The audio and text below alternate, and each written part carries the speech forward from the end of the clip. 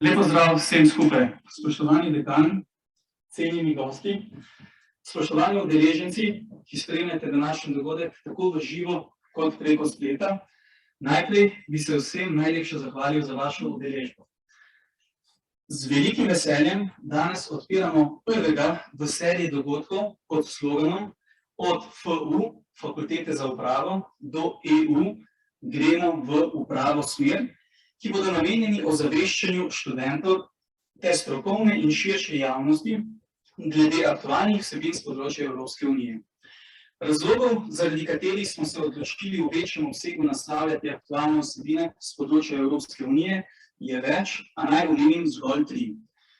Trenutne družbene in politične razmere, v katerih je vedno težje doseči družbeni konsens, celo glede dejstev, ki so se nekoč zdela veliko bolj samoumevna, kličajo po večjem prispevku in vključenosti znanosti in stroke.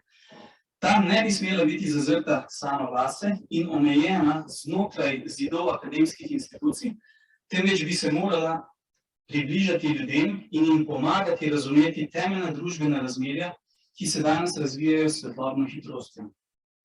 Zadnje desetletje je bilo za Evropsko unijo zelo burno, saj smo se soočali s številnimi izzivi. Dolžniška in finančna kriza, ki sta se v številnih državah prelevili v ekonomsko krizo, migracijska in begunska kriza, Brexit, porast ekstremnih in populističnih gibanj, kriza evropskih vrednot in nenazadnje še zdravstvena kriza. Navedeni izzivi pa presenetljivo ne krhajo optimizma Evropejcev glede skupne prihodnosti. Skupne prihodnosti, ki ne bo oblikovana samo v Bruslju, Berlinu in Parizu, temveč jo bo pomagalo sooblikovati celotno evropsko prebivalstvo. To je Evropska unija že pripoznala, njen odziv pa se odraža v obliki vseevropskega demokratičnega projekta, imenovanega Konferenca o prihodnosti Evrope. Omenjen projekt podpiramo tudi na Fakulteti za upravo, kjer se trudimo vsebine s področja Evropske unije približati ljudem, da se bodo z njimi spoznali, jih razumeli in posledično tudi živeli. Države članice Evropske unije počasi, a vendar vztrajno povečujejo pristojnosti Evropske unije, kar zahteva tudi povečanje njenih administrativnih kapacitet. Že sedaj lahko zasledimo precej nizek delež slovenskih uslužbencev v administraciji Evropske unije. Povečanje administrativnih kapacitet brez vzporednega povečanja zainteresiranosti Slovencev za delo v evropskih institucijah ter seveda ustreznem izobraževanju in usposabljanju v prihodnosti delež ne bo povečalo. Morda pa je slovensko predsedovanje, v sklopu katerega smo bistveno povečali administrativne kapacitete doma in v Bruslju, to zanimanje že spodbudilo. Ob ustrezni podpori državnih in izobraževalnih inštitucij pa se lahko s časom nadejamo tudi povečanju deleža slovenskih uslužbencev v administraciji Evropske unije. Današnja tema dogodka, slovensko predsedovanje Svetu Evropske unije, se bo dotaknila vseh 3 navedenih razlogov. Slovenija si je med predsedovanjem pod sloganom Skupaj odporna Evropa prizadevala za okrevanje in večjo odpornost Evropske unije, razmislek o prihodnosti Evrope, krepitev pravne države in evropskih vrednot ter varnost in stabilnost v evropski soseščini. Namen današnjega dogodka je, da s pomočjo strokovne analize, v katero so vključeni nekateri ključni akterji slovenskega predsedovanja, opredelimo dosežke našega predsedovanja. Do boljšega razumevanja logističnih in vsebinskih dosežkov in poteka slovenskega predsedovanja nam bodo pomagali sledeči gosti. Gospa Barbara Sušnik, generalna direktorica Direktorata za zadeve Evropske unije iz Ministrstva za zunanje zadeve, magister Gregor Štajer, vodja sekretariata za koordinacijo priprav, logistične organizacije in izvedbe predsedovanja Republike Slovenije Svetu EU 2021, prav tako z Ministrstva za zunanje zadeve, dr. Jerneja Jukješe, vodja predstavništva Evropske komisije v Sloveniji in nenazadnje izredni profesor dr. Boštjan Udovič z katedre za mednarodne odnose Fakultete za družbene vede Univerze v Ljubljani. Pred vsebinskim začetkom današnjega dogodka vabim k uvodni besedi dekana Fakultete za upravo, profesorja dr. Mirka Pečariča. Izvolite.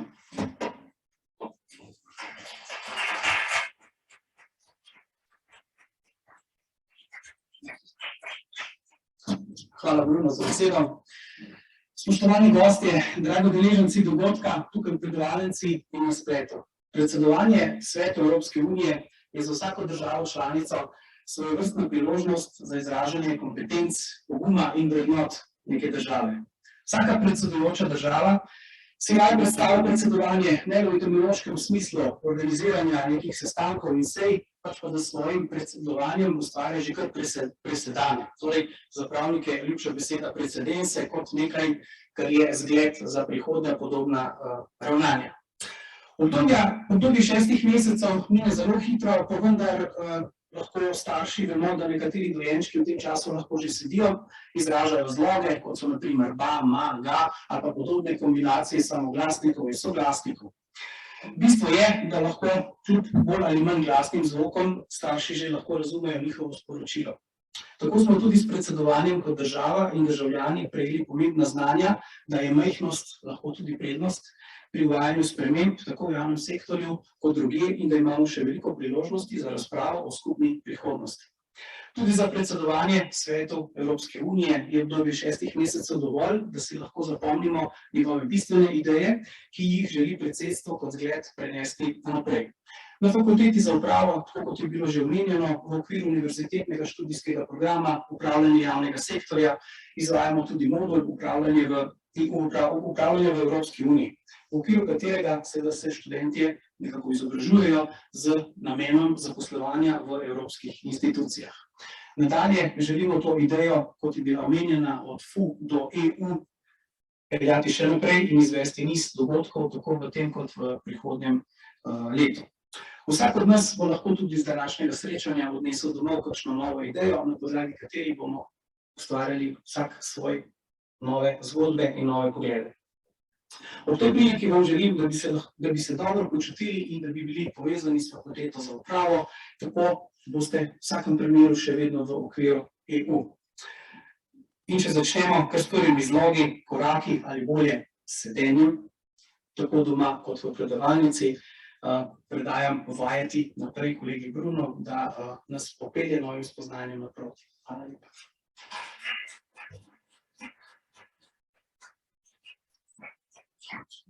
Hvala lepa, dekan. Dovolite mi še nekaj kratkih besed o samem formatu dogodka. Dogodek bomo otvorili s prvim krogom nastopov, v katerem bodo gostje opredelili vsebinske in logistične dosežke slovenskega predsedovanja ter seveda svoja lastna stališča na samo predsedovanje. Vsak govorec bo imel 7 minut časa za svoj uvodni nastop. Sledila bodo vprašanja in komentarji s strani občinstva. Tudi vsi tisti, ki nas spremljate preko spleta, lahko zastavite vprašanja v chatu. Nato sledi drugi krog nastopov, ki bodo osredotočeni na pogled naprej, skratka, kaj se bo sedaj dogajalo po predsedovanju. V tem krogu bodo imeli vsi govorci 3 minute časa. Po koncu drugega kroga sledijo zopet vprašanja strani občinstva, komentarji. Na koncu bomo samo na kratko zaključili svoje misli z zaključnimi izjavami in na ta način tudi sklenili današnji dogodek. Tako da besedo predajam kar k prvi govornici, in sicer gospe Barbari Sušnik, ki nam bo predstavila slovensko predsedovanje Svetu Evropske unije. Izvolite.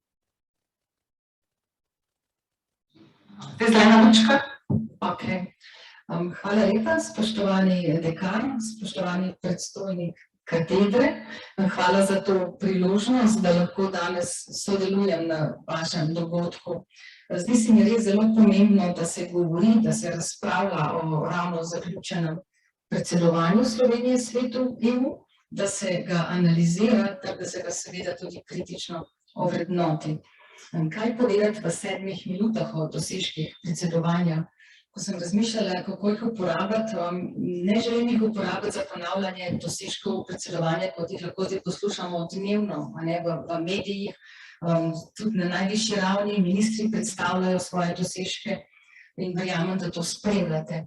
Vaš predstojnik je v svojem uvodu zelo lepo izpostavil nekaj razmislekov in utemeljil potrebo po analizi predsedovanja.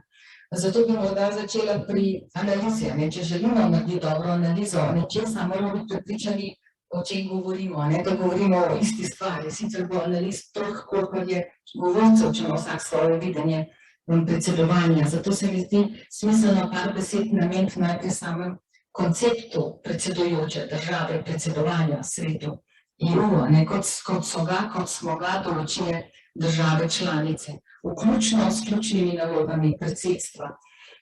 Ne bom govorila o tem, kaj pravi ta pogodba o Evropski uniji in pogodba o delovanju Evropske unije, to veste, to študirate.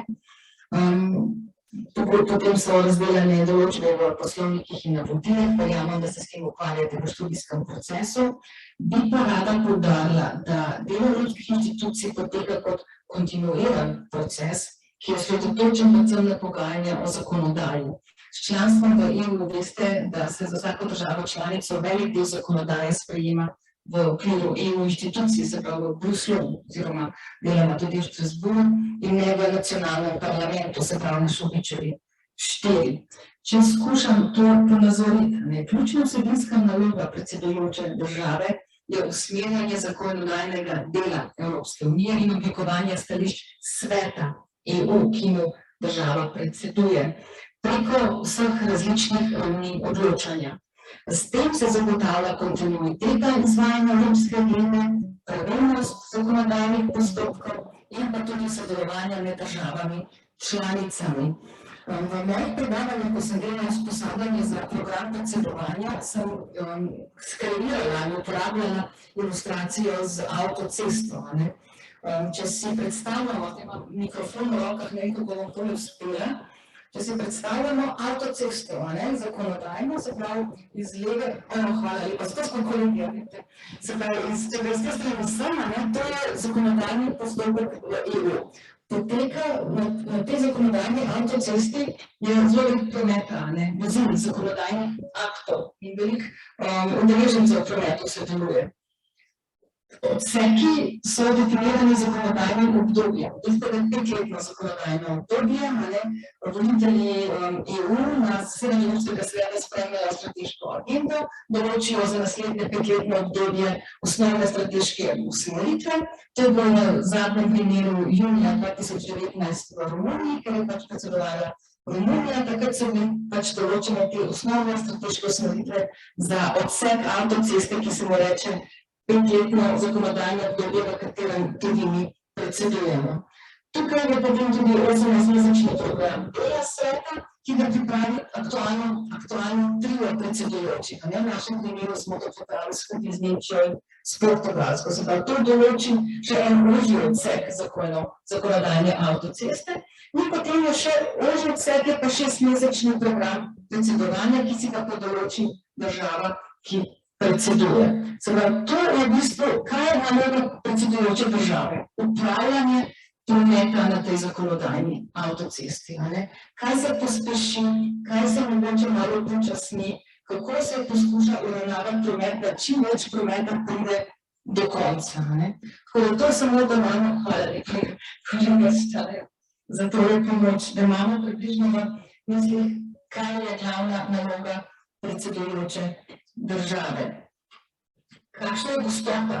V obdobju 6 mesecev, na primer med 500 do 700 zakonodajnih aktov oziroma osnutkov se pojavi na avto. Različno, številka varira, tudi od tega, kje v zakonodajnem ciklu je posamezno predsedovanje umeščeno.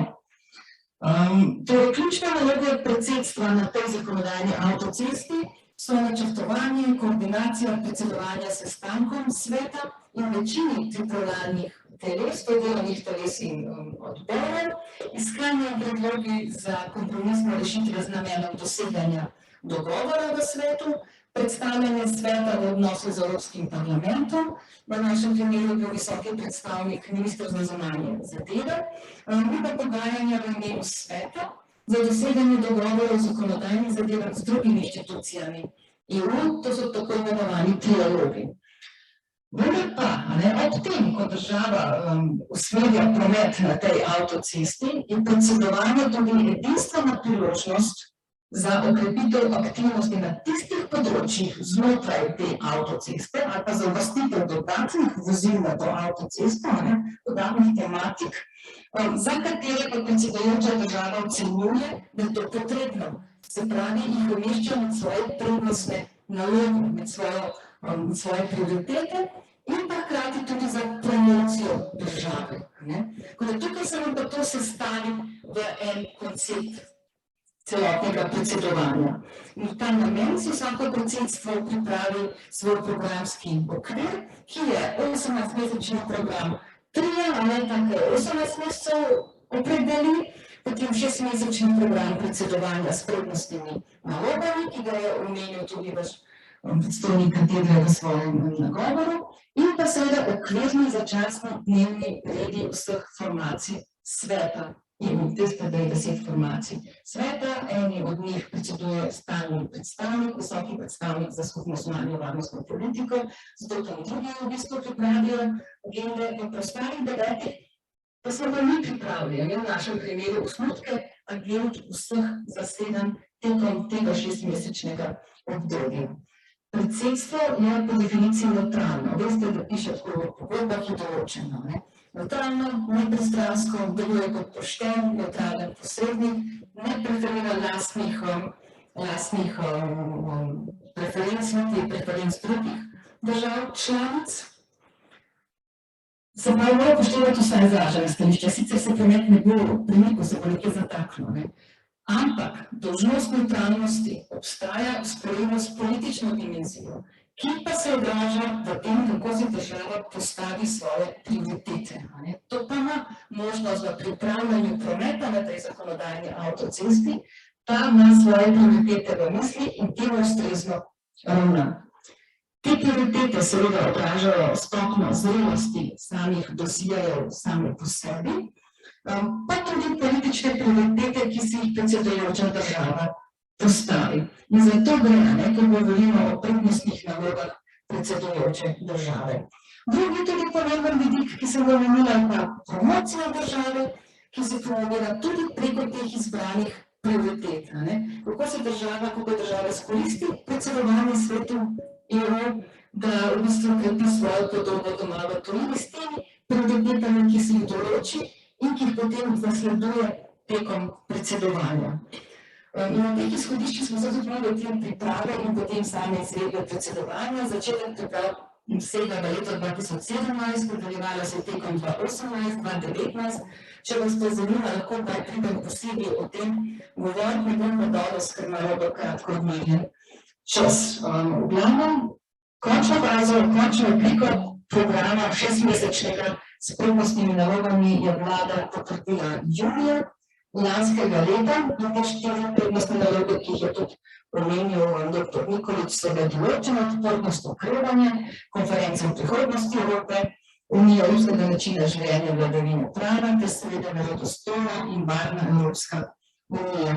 In te 4 prednostne naloge skupaj s 6-mesečnim programom, ki je razdelal še naše prednostne naloge po vseh formacijah sveta, smo zasledovali tekom preteklih 6 mesecev. Na direktoratu smo sproti beležili dosežke, lahko vam povem samo po alinejah našteti, jih imamo 34 strani, lahko vam tudi o tem razlagati, če vam bo tokom šlo v učni proces. Zdaj, lahko bi šla še čez te 4 prioritete, kaj smo konkretno naredili, to je to, kar poslušate v zadnjih 3 tednih, se mi zdi, v številnih medijih, odpornost EU, vzpostavitev zdravstvene unije, kako smo zagotovili, da se je okrepil mandat Evropske agencije za zdravila, da se so razširjene naloge ECDC, to je Evropski center za preprečevanje in obvladovanje bolezni, da smo uspeli zaključiti to. To pomeni, da mi je pretekel čas, Zdaj na področju kibernetske varnosti, res, da smo določene težke direktive uspeli pripeljati do konca. Zelo velik dosežek je bil na področju digitalne preobrazbe, dosežen je bil dogovor o aktu o digitalnih storitvah in digitalnem trgu. Tega nihče ni ne samo pričakoval, ampak sploh upal si želeti, pa nam je uspel. Tako da to so res veliki presedani, če to besedo uporabim. Nihče ni tega pričakoval, vendar vam je to uspelo. Konferenca o prihodnosti Evrope, mogoče se kasneje v drugi rundi na to vrnem.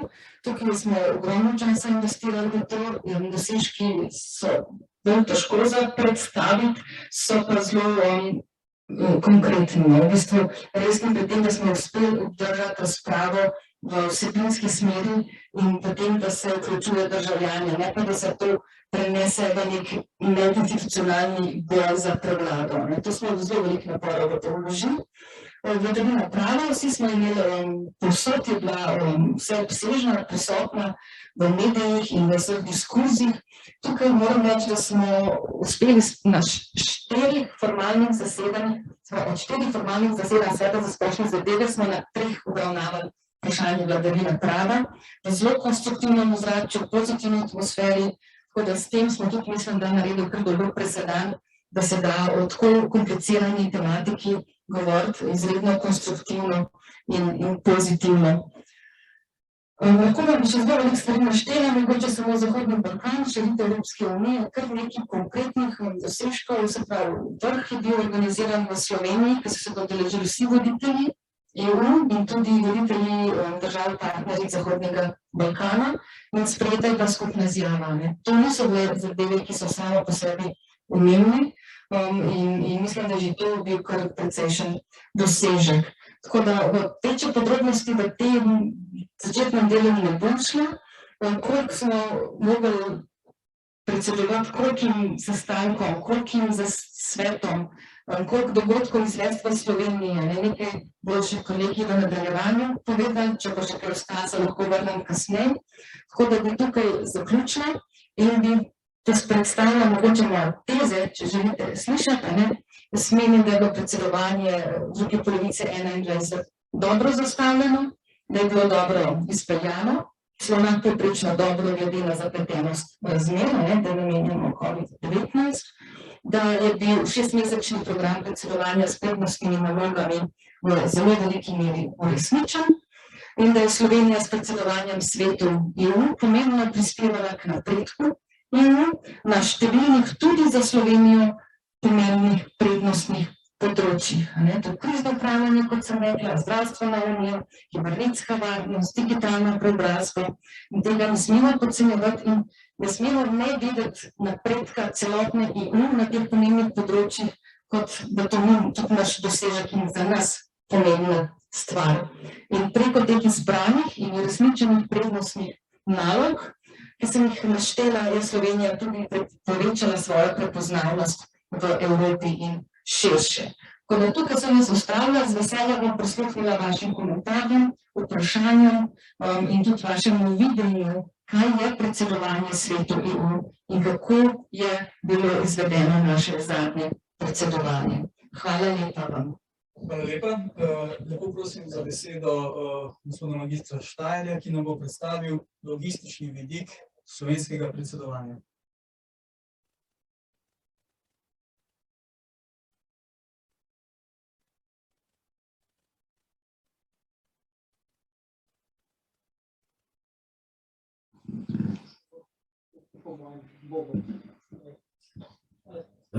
Hvala lepa.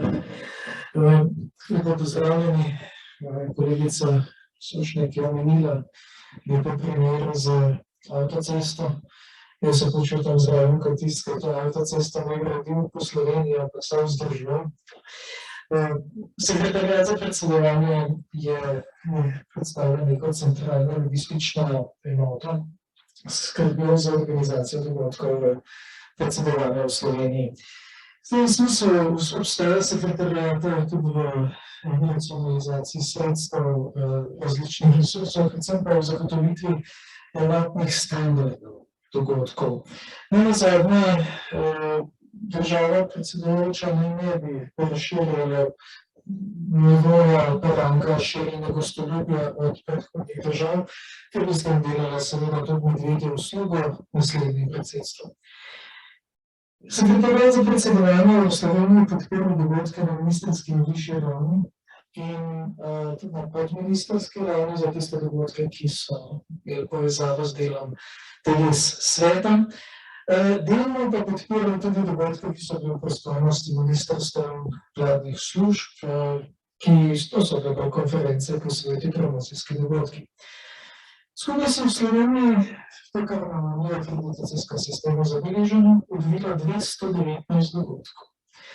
Od tega jih je bilo nekaj manj kot polovica izvedenih v živo, s fizično prisotnostjo delegantov. Malenkost imamo audio, video v konferenčni obliki. Če vzamemo ministrske in višje dogodke, 70% v živo. Podministrskih dogodkov 60%, ravno pri tistem delu, ki je bil v pristojnosti razsodov samih, tam je bil pa nekoliko bolj obraten trend, se pravi 38%. Zakaj imamo te jasno, že z tega navedenega vidimo, da smo pravzaprav četrto predsedovanje bili, ki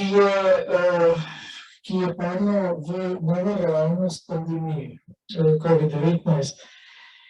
Pri Hrvaški je bilo tako, njih je tudi doleteli. Oni so rešvali, kako so pač vedeli in znali. Nemci kot Nemci pač so sami svojimi resursi, so seveda zadeve reševali.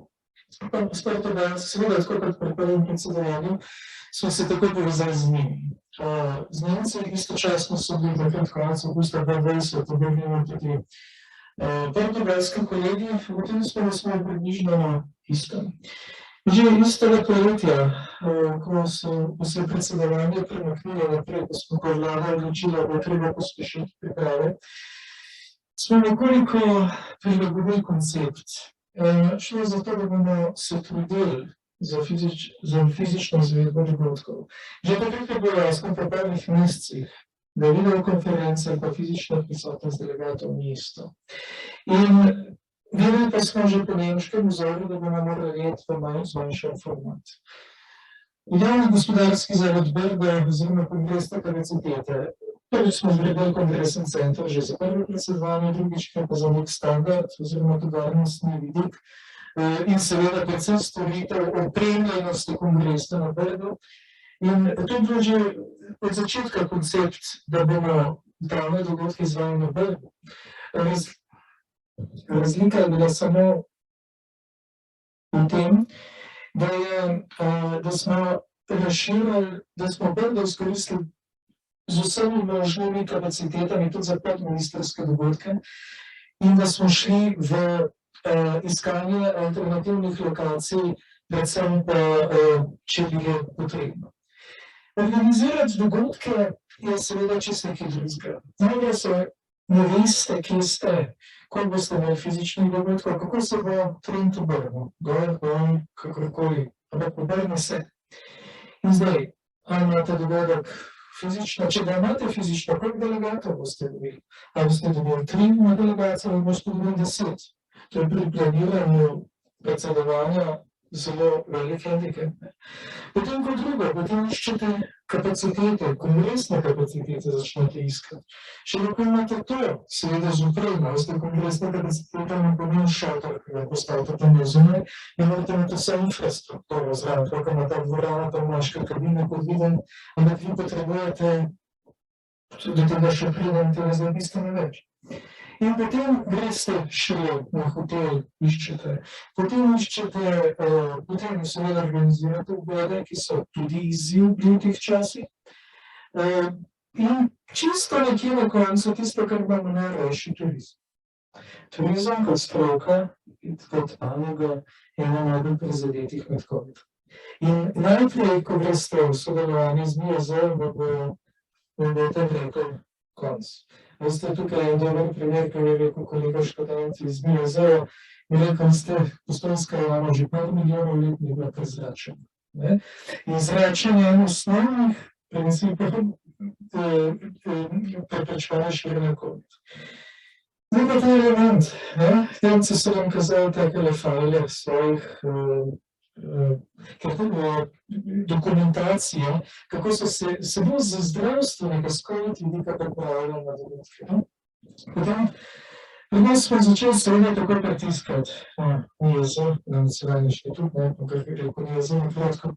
In smo, bom kar rekel, da domač povedano, malce pritisnili, da smo se od februarja naprej, da oni se začeli sestankovati in gruntati, kako bomo mi vse te dogodke vključili, se pravi, da bomo vedeli, kaj naprej, kako obveščati delegate. Dogovorili smo se za redne sestanke in smo jih tudi speljali do konca.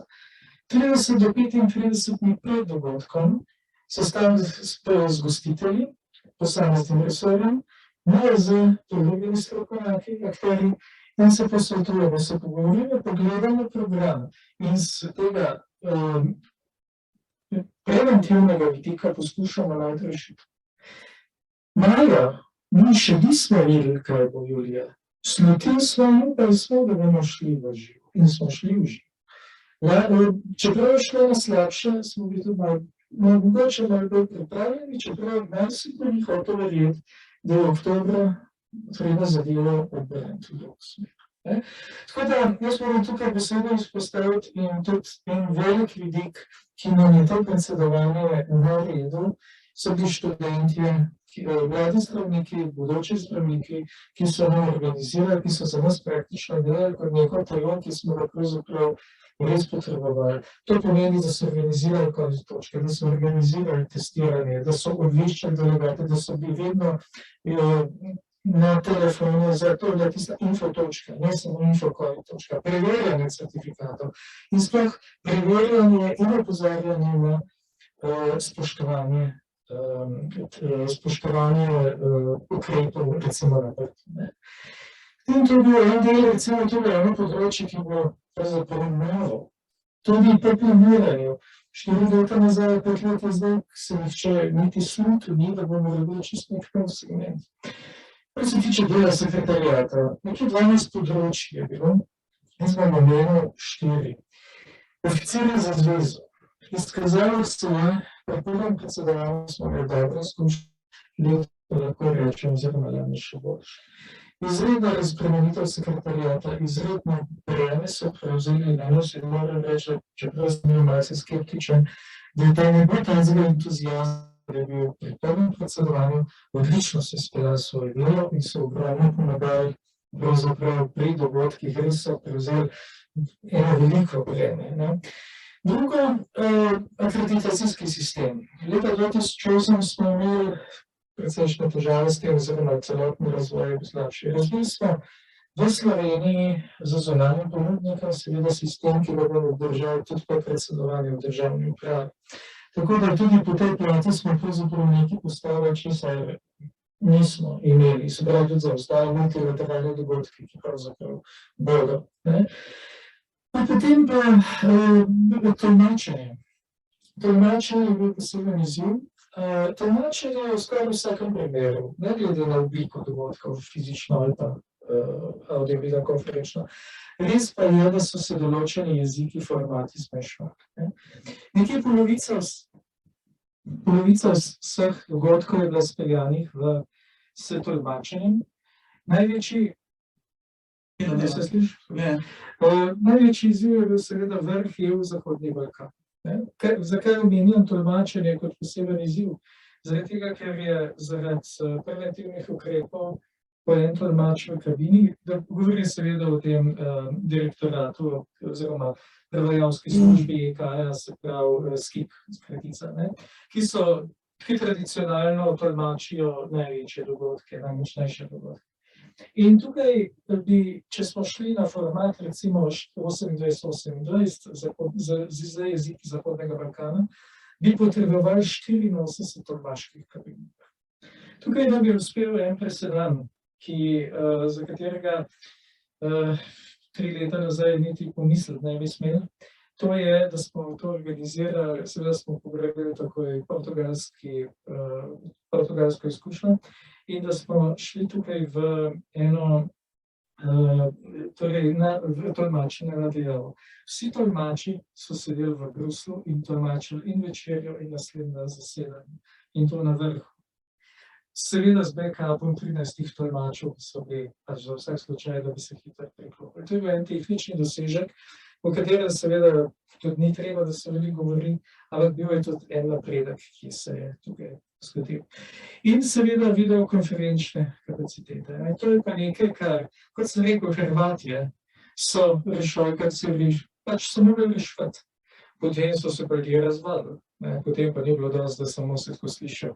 Potem je pa treba neke filmčke, pa je treba to, pa je treba ono. Veste, to je dogodek, ki kot da imate vi scenarij z dogodek v živo, imate scenarij za kdaj se kdo oglasi, kdaj se tako, kot se mi zdaj pogovarjamo, točno natančno scenarij napisan, kdaj bo režija zadaj. Torej, to je bil projekt, ki mi smo praktično delali na tem projektu 5 mesecev. Videli smo v Nemčiji tak studio, Portugalci so ga tudi vzpostavili, ampak to je bil pravzaprav neka stvar, ki se sploh ni omenjala, da smo imeli mi na gospodarskem razstavišču v Ljubljani 3 audiokonferenčne sobe plus studio, zelo dobro opremljen z vso režijo, z vsem osebjem, za izvajanje konferenc na najvišjem, audiokonferenc na najvišjem možnem nivoju. Za zaključek tega uvodnega dela bi samo to rekel. Niti ene okužbe nismo imeli s covidom. Bolj smo se bali lastnih ljudi, lastne discipline, lastnih zaposlenih, pa seveda drugih deležnikov, ampak to, kako bi rekel, marsikdo reče, da smo imeli malo sreče polet, ko je bil trend boljši. Ja, ali pa ne. Tukaj je bilo veliko dela, posvetovanja in tudi na trenutke človek ni mogel, ni čisto vedel, pri čem bo. Ampak, kar se tega tiče, končno je šlo tukaj tudi za varnost. Za varnost udeležencev. 30-35 dni prej smo se odločili zaradi tega, da smo mi lahko organizirali dogodek v pravi obliki in seveda tudi za delegate. Pa se bo kupil karte, se bo bukiral hotel in končno ne nazadnje tudi prišel. Samo seveda vodilo glavno je bilo pa seveda varnost v smislu te zdravstvene situacije. Hvala lepa, magister Štajer. Besedo kar predajam dr. Juki Šetovi, ki nam bo predstavila vidik strani Evropske komisije in pa seveda tudi predstavništvo komisije v Sloveniji. Najlepša hvala, hvala lepa za povabilo in za tale super panel. Res čast biti tukaj tudi govoriti o tej zelo, zelo zanimivi temi. Jaz se bom navezala na to, kar sta oba dva povedala in začela bom z avtocesto. Meni tale zakonodajna avtocesta odlična prispodoba in tako kot je Barbara razložila, kaj to pomeni, kakšen je to okvir, bom šla eno stopnjo naprej, tako da vi vidite, kako to komisija spremlja. Za komisijo je res, vsakih 6 mesecev pride novo predsedstvo in vsakim je treba delati. In omenjeni je bil že Sibiu, tako strateška agenda Unije 2019-2024, kaj pa še ni bilo omenjeno je, kaj je sploh bilo v tej strateški agendi. Mi tam danes govorimo o zelenem, ampak to se ni zmislilo ne slovensko predsedstvo, ne Evropska komisija kot taka, ampak to, na primer, so se zmenili leta 2019 v Sibiju vsi voditelji držav članic. In mogoče se vam malo zdi znano, it rings a bell, ko govorimo o podnebno nevtralni, zeleni, pravični, socialni Evropi, ja, to je že od takrat, tudi o trdnih, dinamičnih gospodarskih osnovah, tako kot krepitvi zaščite državljanov in svoboščin, pa tudi vlogi Evrope v svetu. To prihaja iz Sibija. Ena stopnja naprej, ko je predsednica Evropske komisije, takrat še kandidatka za predsednico Ursula von der Leyen, julija 2019 predlagala svoje politične smernice, je šla eno stopnjo več. Tako smo dobili teh 6 političnih prioritet, ki tudi, tako kot jaz pogledam, če je Sibiu, ne bo več trasa za avtocesto, pridemo do 6 političnih prioritet, gre že, po mojem, že asfalt. In kakšne so? Te so Evropski zeleni dogovor, Evropa pripravljena na digitalno dobo, gospodarstvo za ljudi, močnejša Evropa v svetu, spodbujanje evropskega načina življenja, pa tudi spodbuda za evropsko demokracijo. Šele na to pride trio in šele na to pride slovenski načrt. Zakaj sem zdaj omenila sploh te prioritete? Če govorimo o tem, kako dobro nalogo je Slovenija opravila, mogoče pogledamo, kaj je Slovenija dosegla in kako to leži na tej avtocesti. Barbara je že omenila, mogoče samo par teh najbolj znanih desejev, najbolj po mojem odmeven so tako imenovani načrti za okrevanje in odpornost. To je bila zadeva, ki na tej avtocesti, ki tudi trio jo originalno ni predvidel, ker seveda prišla kriza, se je bilo treba znajti. To je zadeva, ki je padla od nekje, ampak tako predsedstvo naše je, tudi kot komisija, smo to zadevo zagrabili vsi skupaj in slovensko predsedstvo je uspelo v rekordnem času tudi potrditi, oziroma ne slovensko predsedstvo, svet pod vodstvom je uspel potrditi 22 načrtov za okrevanje in odpornost. Se pravi, ko pogledamo tale dosežek in ga postavimo na avtocesto, rečemo, super, bog stik, vsaj eden od njih. Potem, ko govorimo o zelenem, ki je že na tej avtocesti od leta 2019 naprej, kaj je slovensko predsedstvo tudi naredilo, komisija je julija lani predstavila zelo, zelo velik in zakompliciran paket Fit for 55, pripravljeni na 55, in tudi tukaj je slovensko predsedstvo začelo zelo zakomplicirane pogovore. To je veliko pogovarjanj, veliko dela tukaj. To ni tisto, da ti vržeš tak paket dokumentov nekomu na mizo in rečeš, zdaj pa vodi sestanek. Ja, ne. Delo s slovenskimi oblastmi je bilo potekalo že dosti pred tem. Potem zdravstvena unija oziroma paketi zdravstvene unije in to je samo ene tak par primerov.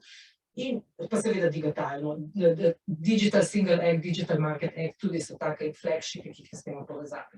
Se pravi, če pogledamo v primerjavi s tem, kaj si komisija želi, komisija si želi tega honest brokerja, ki poriva ambiciozno stvari naprej. In če pogledamo, kakšna avtocesta je in kam smo prišli, mislimo, da je Slovenija zelo dobro naredila to nalogo.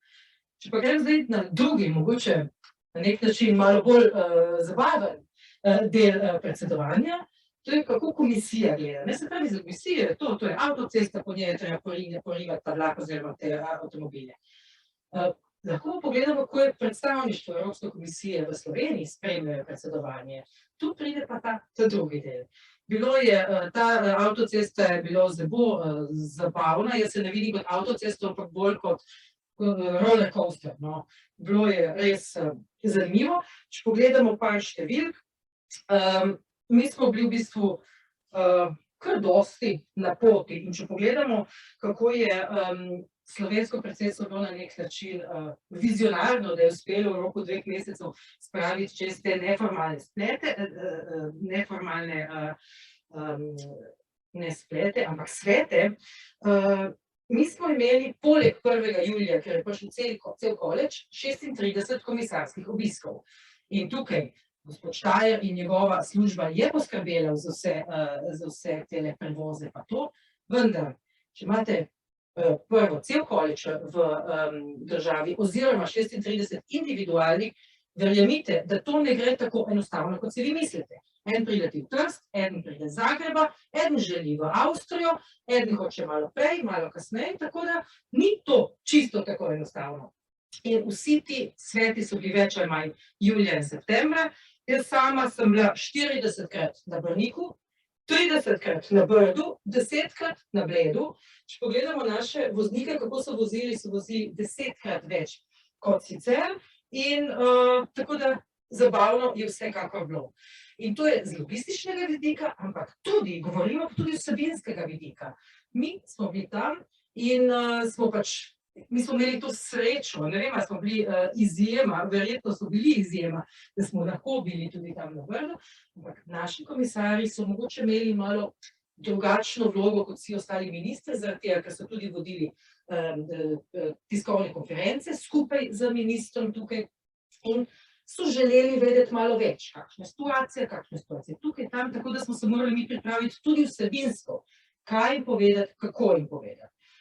Hkrati bi tlele ne samo gospoda Štajerja, ampak tudi MZZ bi zelo rada pohvalila, sodelovanje je bilo odlično, tudi kako ste speljali svet za zunanje zadeve, kjer je Josep Borrell, visoki predstavnik zadevo vodil. Potem super smo sodelovali z uradom predsednika vlade, brez tega ne bi šlo, pa tudi slovenski ministri so vzpostavili tale pristen stik s komisarji, ker komisija je začela en mesec pred covidom, to meni ministri in komisarji se sploh še niso videli v živo, je pa definitivno razlika. Če ti narediš pogajanja preko videokonference oziroma v živo, je to kot noč pa dan in to je uspelo.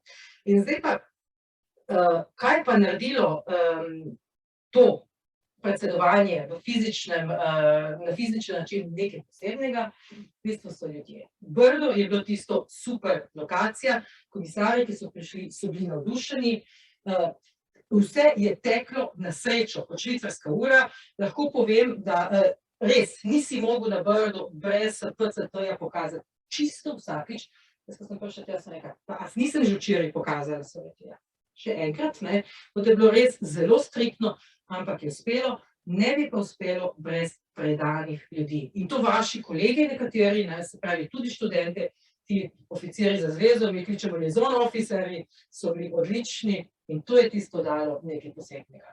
In jaz sem imela tole čast, ko so komisarji odhajali, se pravi, se lahko z njimi usedeš v avto in se pelješ iz Brda na Brnik in takrat zveš vse tiste stvari, ki jih niso bile povedane na tiskovni konferenci in ti rečejo, odlična debata, odlični pogovori, vsebinski, čudovito okolje, prijazni ljudje, se pravi, s takim velikim nasmehom so zapuščali Slovenije, razen ker je bil petek, so rekli, joj, zakaj si nisem zrihtel, da gremo nedeljo nazaj. Tako da je bilo z tega stališča odlično in prav je lepo pogledati nazaj, roller coaster tak zanimiv, ampak čestitke predsedstvu. Hvala lepa. Besedo predajam še zadnjemu govorniku, in sicer profesorju Udoviču, ki bi ga prosil, da poda še lastno videnje na slovensko predsedstvo. Ja, lep pozdrav še v mojem imenu. Jaz kot nekdo, ki je aktivno spremljal, bi rekel človek z izobraževalne pozicije, že prvo predsedovanje, sem rekel neko vzporednice podzavestno. Moja osebna ocena je, da je drugo predsedovanje bilo vsebinsko uspešnejše od prvega. Prvo je bilo mogoče predvsem tehnično, bali smo se, nismo točno vedeli, kaj bi sami sabo, učili smo se, hoteli smo pustiti dober vtis, da smo se lahko malo bolj posvetili vsebini. Tudi nekaj dogodkov je bilo izjemno odmevnih. Po mojem vedenju je slovenska diplomacija doma in v Bruslju delala noč in dan, 24 ur na dan. SVBR, naše predstavništvo v Bruslju je bilo odprto tudi po noči, v nedeljah so lahko ljudje hodili v službo, oziroma so imeli tudi kolegije v nedeljah popoldne, da so se pripravili na delovni teden. Tako da z tega vidika bi rekel, bilo vsebinsko uspešno. Menim, da je bilo uspešno predsedovanje tudi zaradi tega, ker so sodelovali med sabo vse tri inštitucije, torej predsedstvo, Evropska komisija in seveda tudi slovenski europarlamentarci, da se te notranje politične, bi rekel človek, včasih spone niso prenašale na evropski parket, če so pa so se bolj za kakšno medijsko javnost, kot za realno in po mojem vedenju so vsi evropski parlamentarci pomagali predsedstvu, kakorkoli se je dalo. Kar seveda me je zanimalo, je gospa doktorica Jurka še rekla, da je bilo 40krat na Brniku, ker nimamo več Adrije, je bila relativno malo, če bi imeli Adrijo, bi bila verjetno večkrat. Torej, to je glavni problem po mojem logistike, ki ga občutimo zdaj, naprimer. To je glavni problem predsedovanja. Ne bi ga vezal na konkretno predsedovanje, torej uspeh ali neuspeh, vezal bi ga dejansko na odnos države. Država je tukaj po mojem naredila napako, da ni poskrbela za boljše letalske linije v času predsedovanja, kar je seveda vsem vpletenim, kako da rečem, malo poslabšalo kakovost življenja oziroma kakšno noč manj so spali zaradi tega. Zdaj, jaz bi predsedovanje oziroma uspehe in neuspehih jaz ne maram v življenju govoriti. Jaz bi rekel mogoče uspehe in izzive ali pa nedorečene zadeve razdelil v tri faze. V fazo pred predsedovanjem, v fazo izvedbe predsedovanja in v ključno fazo, vsaj za mene po predsedovanju. Pred predsedovanjem je trio program in je program predsedovanja. To je načeloma program predsedovanja, je neka variacija programa iz trija, potem je predsedovanje, ki ga sam delim na diplomatsko, torej konkretna aktivnost ministrstva, konkretna aktivnost sekretarijata in konkretna aktivnost diplomatov v Bruslju na eni strani in seveda tudi kakšna nekonkretna aktivnost političnega dela predsedovanja. In potem pride seveda tisto ključna faza, ki pa prihaja zdaj, poslušamo vsak dan slovenske ministre, kaj smo vse dosegli. Poudarjeno je bilo že danes, da so to dosegli naši ljudje, da so to dosegli v navednicah vaši sošolci, da so to dosegli moji študentje, da so to dosegli naši diplomati, da so to dosegli naši ministri. Ampak mi imamo zdaj dva problema. Prvi problem, ki je to, da smo mi kumulirali veliko količino znanja. In če mi ne vemo, kaj bomo s tem znanjem počeli po 1. januarju, pogodbe nekaterim se končujejo konec marca. Ta zadeva še ni jasna, bodo podaljšali, ne bodo podaljšali, bodo, ne bodo in nekateri jemljajo dopuste. Skratka, tu so izzivi in tu se jaz bojim ene podobne pasti, ko smo imeli po prvem predsedovanju, da bomo izgubili veliko količino znanja. In druga zadeva, ki se mi zdi pomembna z tega vidika, je, da bi morali prav zdaj v tem ključnem trenutku vse tiste mlade, najboljše kadre, ki so se izkazali v času predsedovanja, angažirati na ta ali drugačen način, da dejansko vodijo interese politiko Slovenije naprej. Bodi si na naših ministrstvih, bodi si z, ne vem, kadrovskimi štipendijami in financiranjem izobraževanja, bodi si z sekundiranjem v evropske inštitucije.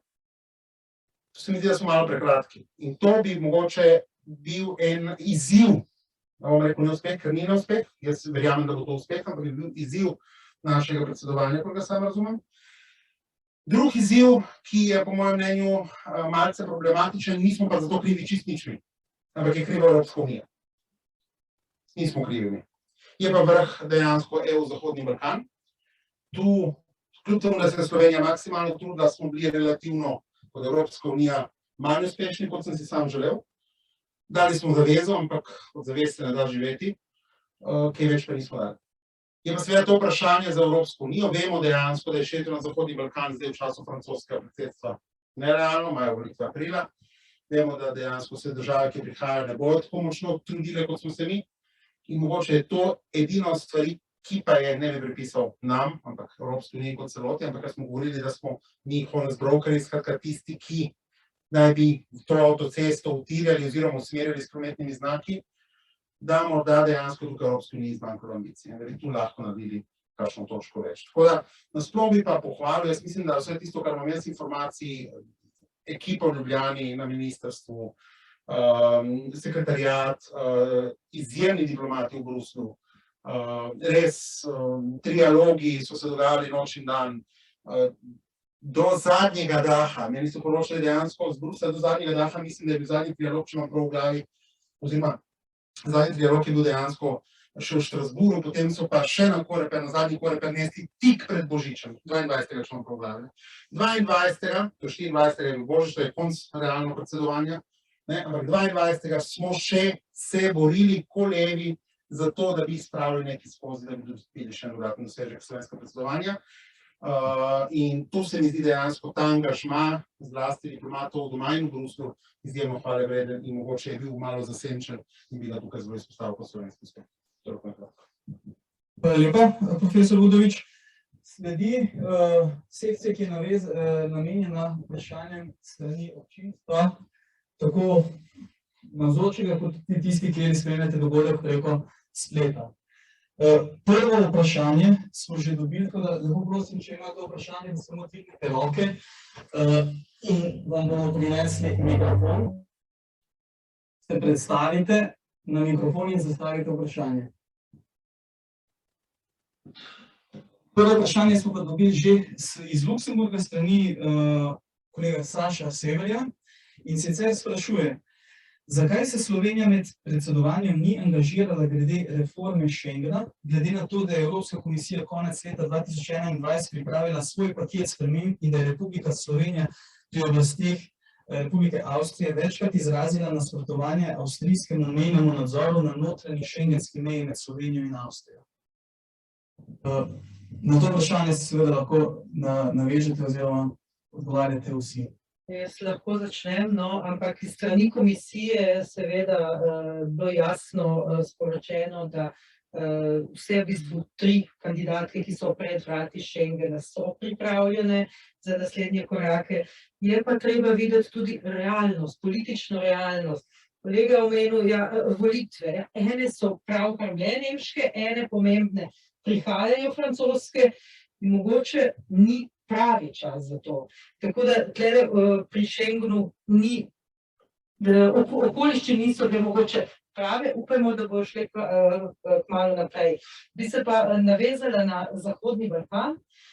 Res, mogoče niso bile pričakovanja, niso šle tako daleč, kot smo želeli. Jaz sem po samem vrhu govorila z komisarjem Varheljem in je rekel, ja, kompleksna zadeva, baby steps. Ne? In če pogledamo, tlele je slovensko predsedstvo bilo zelo ambiciozno in na srečo je bilo.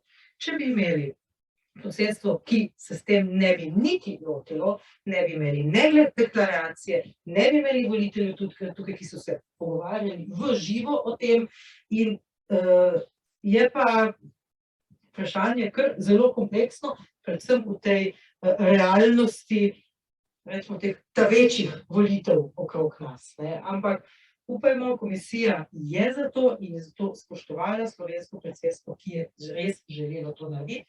Mogoče pa bodo prihodnja predsedstva v tej smeri še kaj več naredila. Še kdo želel nasloviti vprašanje dr. Severja? Hvala, lahko čisto na kratko, ker mislim, da je res relevantno in zanimivo. Zdaj tega, zakaj komisija tako pozno predstavlja prenovo Schengena, težko komentiram sogibanja, da je malo dogovorov tudi s Francozi, ampak to se ne bi spuščala. Slovenija se je vedno zavzemala za dobro delujoč schengenski sistem. In smo vedno nasprotovali temu, da se podaljšuje kontrola na notranjih mejah preko zato predvidenih postopkov oziroma ne. Ko so države uvedle kontrol na notranjih mejah, so imele konkretne razloge, potem so pa kar podaljševali. Avstrija je samo zadnji v vrsti, ne. Avstrija to naredi, ko Nemčija to naredi, Nemčija to naredi, ko ona to naredi. Se pravi, to je cel komplet teh 6 ali 7 držav, ki to delajo v bistvu že 2, zdaj že mislim 3 leta. Ne. Mi smo vsakič na to opozarjali in Slovenija se je že preden smo predsedovali, tudi med predsedovanjem, zavzemala, da bi se pač Schengen utrdil na način, da ne bi bilo kontrol na notranjih mej izven za to predvidenih priložnosti, če tako rečem. No. Kar se tiče pripravljenosti držav, ki še niso v Schengenu, pa je Slovenija, in to res samo Slovenija, dosegla ta velik premik v zvezi s Hrvaško. Ne. To, da je bilo v začetku decembra potrjeno, da Hrvaška izpolnila vse pogoje, to se ne bi zgodilo brez naporov slovenskega predsedovanja, zagotovo. Ni Hrvaška še v Schengenu, so še določeni koraki, ki jih je potrebno narediti, ampak brez slovenskega predsedstva mislim, da se to zagotovo ne bi zgodilo. Kar se tiče Zahodnega Balkana, poleg vrh veste, da je v ingerenci predsednika Evropskega sveta. Vrh ni zadeva, ki bi jo imela država, ki predseduje v svojih rokah. Tu se vodi iz kabineta predsednika Evropskega sveta. Tako da to je ena kompleksna dinamika, kako se vrh umesti v koledar. Koledar smo sicer mi pripravili, predsedovanja, sve upoštevajoč vse relevantne deležnike in že dogovorjene oziroma običajne dinamike, ampak vrh kot tak je v domeni predsednika Evropskega sveta, ki veste, da je po Lizbonski pogodbi pač stalni, in ni v rokah predsedujoče, enako kot visoki predstavnik za skupno zunanjo in varnostno politiko. Ker pa smo, se pravi, vrh je vendarle bil izveden z vsemi, kar sem že omenila, smo potem nadaljevali, nismo potem kar rekli, vrh je mi fino, zapremo poglavje, ne bo več nič. Decembra je bilo na zasedanju sveta za splošne zadeve, so bili sprejeti sklepi o širitvi in pridružitvenem procesu. In te sklepe jih ni bilo enostavno doseči. Še tisto jutro, na začetku zasedanja, je bilo to v bistvu misija nemogoče. Tako da to tudi izključno slovensko predsedstvo je pripeljalo stvari toliko daleč, še tekom samega zasedanja nadaljevalo pogajanja s tistimi državami, ki so imele zadržke, da je ob koncu zasedanja malo pred 6 bilo možno ti sklepe sprejeti. To res, ne vem, kdo bi se še toliko namučil. Francozi so nam pomagali, ker so verjetno vedeli, da ni za pričakovati potem več aktivnosti na tem področju. Tako da te dinamike so včasih zanimive in malo presenetljive. Tako da sem to bi na to vprašanje komentirala. Hvala lepa. Hvala lepa, seveda. Morda še glede Schengena, tukaj sem jaz malo bolj skeptičen. Schengen je politična zgodba in realno mene skrbi, da v Evropski uniji že od migrantske krize oziroma migrantsko-begunske krize 2015 Schengen ne deluje več. Zdaj širitev Schengena na Hrvaško, ne širitev pripravljenost, nepripravljenost, to je sicer lepo in fajn, ampak širitev Schengena na novo državo članico, ko med starimi državami članicami obstajajo mejne bariere, ko imate kontrolo na karavankah, ko kontrole med Salzburgom in Münchnom ni, imate kontrolo na karavankah še vedno, je pač problem. Ko imate države članice, ki formalno ustrezajo po kriteriju komisije že 17 let, če imam prav v glavi, pa se nič ne zgodi, vi sprejmete v Schengen neko novo državo oziroma pač naredite naslednje korake proti njenemu članstvu. Bojim se dejansko, da je tu resna reforma Schengena pomembna in ta bi morala biti najprej narejena, po mojem, to, da se vse notranje meje Evropske unije odpravijo in šele potem realno lahko diskutiramo o tem, da se priključijo nove države članice. Drugače je to pač politični leporek ali novorek, kakorkoli ga ljubimo in želimo imenovati, ampak je pa to seveda problem. Jaz bi si želel Evropsko unijo brez nadzora na notranjih mejah. Žal, moje potovanje izven Slovenije kaže, da temu ni tako in tudi razlogov, čisto iskreno, ne vidim za to, da so nadzori na mejah med Slovenijo in ostalimi državami. Hvala lepa. Malo vprašanje?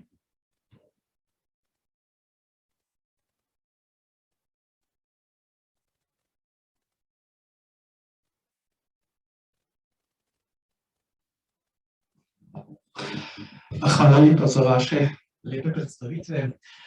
Jaz bi se navezal na neke besede, ki smo že slišali od kompleksnosti pa do realnih političnih razmer pa pogajanj. In če bi se poskušal navezati na vašo lepo prispodobo v avtocesti, če bi uporabil jaz primer recimo nekega avtomobilskega boksa, ki je pripravljal neko vozilo na dirko.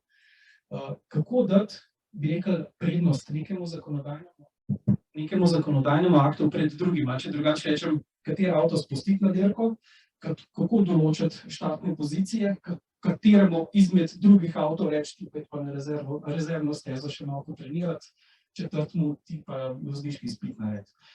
Torej, prvo vprašanje, torej, kako dati prioritete zakonodajnim aktom, obstajajo kakšni merila, kriteriji, in pa mogoče še drugo vprašanje, koliko lahko pri predsedovanju pomagajo nacionalni javni uslužbenci, ki delajo v institucijah EU. Torej, ali ima neka država, recimo, ki ima večje število nacionalnih uslužbencev oziroma državljanstv, torej, ki delajo v EU, boljše priložnosti, večje možnosti za prodor s svojimi idejami. Lepa. Bi se kdo želel odzvati? Ne vem, pa bi s prvim, ker jaz sem potem mogoče drugega pobrala. Mogoče jaz začnem, mogoče pa bom jaz začela, ker potem je vedno lažje začeti, ker potem se mogla potruditi. Pri prvem vprašanju to bom pustila, pač kako se tale agenda dela. Mogoče pa samo izkušnja iz Evropske komisije, iz Bruslja. Jaz sem namreč 16 let prej bila v Bruslju in vem, kako te stvari delujejo v praksi. In naprimer, to, kako se agenda dela, to bom prepustila, vendar, ko ste vi na komisiji in ko predsedstvo sodeluje skupaj s komisijo, to je zelo, zelo tesno na tehnični ravni sodelovanje in potem vidiš, pri co-decisionu je tako, komisija da svoj predlog in potem je pri državah članicah in potem, ko greš na trialoge, komisija ne more priti ven kar tako še z enim predlogom. Ja, kako to v praksi deluje? Komisija ter predsedstvo se zelo, zelo tesno sodelujete, tako da naslednji predlog, ki pride, ni predlog komisije, je formalno predlog predsedstva. Ampak gre pa za zelo tesno sodelovanje tukaj in tu je tudi zelo pomembno, omenjeno je bilo že to sekundiranje mogoče v institucije in to. Jaz se spomnim, pri malteškem predsedstvu je moj kolega, ki je delal v ekonomsko-finančnih zadevah z mano pred začetka, da to je zamenjal in je šel med predsedstvo, delala sva naprej skupaj, samo tako v bistvu komisija, ampak bilo je vse skupaj in good faith. Vse skupaj je bilo res tisto najboljša možna kombinacija, da se zadeve premaknejo naprej in potem so ti trialogi lahko čim bolj uspešni. Zdaj pa, kar se drugega vprašanja tiče, jaz sama sem tudi pogrešala nek način tole povezovanje zaposlenih na institucijah EU, dokler sem bila v Bruslju. In imamo več manj 400 zaposlenih, tistih, ki so tako imenovani policy officer, ki pač niso prevajalci, tolmači, ki niso asistenti, tako pridemo do številko okrog 100, ne? To pa ni prevelika številka. In smo se začeli povezovati v Bruslju, zaradi tega, da ti zbližaš te ljudi, ki želijo Slovenijo samo dobro, se vsi pravijo, ko si enkrat v tujini, gledaš na domovino samo z rosy glasses, ne vidiš tistih razprti, ampak vse ti je super in želiš pomagati, tako da smo se, takrat, ko smo bila še v Bruslju, povezali na nek način in skupaj delovali, je šlo pa potem malo bolj case by case basis, kako se je to povezalo skupaj z stalnim predstavništvom, na določenih področjih se je zelo povezano, prišlo tudi do sekundiranja, je pa tega potrebno nujno še več. Zaradi tega, ker smo premajhni, tudi če nas je procentualno mogoče v povprečju, lahko naredimo še več za to, tako da nujno nadaljevati v tej smeri. Hvala, sedaj meni treba več veliko dodati, se mi zdi. Ja, na prvo, kako se hitrost teh vozil na te zakonodajni avtocesti različno pri različnih, pri enih se lahko manj vpliva, pri drugih bolj, neodvisno, kako so postopki že prej zastavljeni, je pa tisti, ki določa agendo, vendarle svoboden, saj da vrstni red točk postav, če že ne more gledati, kaj gre na agendo, kaj ne, kaj se da na kasnejše zasedanje, zakaj slučajno zmanjka časa, na primer. Kaj se da na prvo točko dnevnega reda, da bo jaz sigurno zaključena, ampak ni samo, kaj se da na agendo in na kjer vrstni red, ne treba tudi zagotoviti podporo. Koliko napora predsedstvo vloži za to, da zagotovi podporo še drugih 26 držav članic, delo skupaj s komisijo, ki želi, komisija je tista, ki bi se postala avte, ali pa karkoli že pač, na to. Tako da tukaj je res več ljudi, če pa se predsedstvo zada, ok, tale akcija je itak že gor, ampak naš velik interes je, da ga res zanimamo, potem lahko vplivamo na hitrost, in to smo pri marsičem naredili. Ni pa tako, da bi predsedstvo kratko zaspomnilo, tole damo gor, tole damo dol, to pa ne gre. EU je preveč kompleksna in predsedstvo nima več te možnosti, če ga je sploh imelo, To si pa ne smemo delati iluzij. Kar se tiče Slovencev v inštitucijah, kot pri prvem predsedovanju smo tudi tokrat z nekaterimi zelo dobro sodelovali, tako da so nam jih v bistvu posodile te inštitucije, da so bili na naši strani, na stalnem predstavništvu večinoma. En primer, ki mislim, da ga lahko omenim, je kolega Damjan Fišer, ki je bil glavni govorec na stalnem predstavništvu v Bruslju. Njega so nam posodili, če tako rečem, odstopili za ta čas Evropsko računsko sodišče z Luksemburga. Tako da to je bilo kar nekaj takih primerov, Damjan mogoče najbolj res viden primer. Seveda, tista država, ki ima več svojih ljudi, bi lahko imela več takih možnosti. Hkrati pa ni rečeno, da so si prijatelji med sabo, če jih je preveč. Si ni rečeno, da si Francozi, ki jih je poln svet, pa komisija, da so vsi med sabo isto mislijo, pa isto delajo. Tako da so tudi prednosti, kot je bilo že ugotovljeno. Se pa strinjam, da bi to morali še bolj sistematično negovati. Jaz se za to zavzemam, tudi v okviru našega ministrstva, tudi vodstvo ministrstva absolutno že večkrat izrazilo, da se tega zaveda, da je pomembno, imamo nekaj birokratskih ovir, ne mi kot ministrstvo, ampak na ravni države z zakoni, ki pač dajo določene težave pri mirovanju, če gre oseba na delovno inštitucijo. To skušamo reševati, traja pa nekaj časa, ampak se zavedamo, da tukaj je potrebno več narediti in mislim, da si prizadevamo v to smer. Upam, da bodo kmalu rezultati. Hvala lepa. Lahko nadaljujemo kar z drugim krogom. A ni več vprašanj, vi morate spraševati, lepo vas prosim, to je treba. Bo čas še Ne, ampak vas mora zanimati, a veste, če ne več ne gre. Mislim, da sem se še ogreval, po drugem krogu bo pa potem počelo. V drugem krogu bi vas prosil, da se osredotočimo na to, kar je profesor Udovič povedal, tisto tretjo fazo. Kaj sledi zdaj po 1.1.2022? Vemo, da evropski administrativni aparat obsega več kot 30 tisoč ljudi, Slišali smo, da nekje 400 zaposlenih, 100 policy officerjev imamo v Bruslju. V medijih so poročali, da je bilo v sklopu predsedovanja od 300 do 350 novih zaposlitev, da se je predstavništvo v Bruslju povečalo iz 60 na 230 ljudi. Skratka, kaj bomo zdaj naredili s tem znanjem, ki smo ga akumulirali, ali imamo kakšen srednjeročni in dolgoročni plan, kar je že izpostavil profesor Budovič. Prav tako me zanima, kaj bo zdaj s to infrastrukturo, ki je bila iz logističnega vidika vzpostavljena. Na Brdu smo zboljšali kapacitete, akreditacijski sistemi, ki ste jih že naslovili. Skratka, ali imamo tudi načrt na nacionalni ravni, kaj bomo s temi zadevami počeli in splošno, kaj ta tretja faza pomeni za slovensko diplomacijo v Evropski uniji.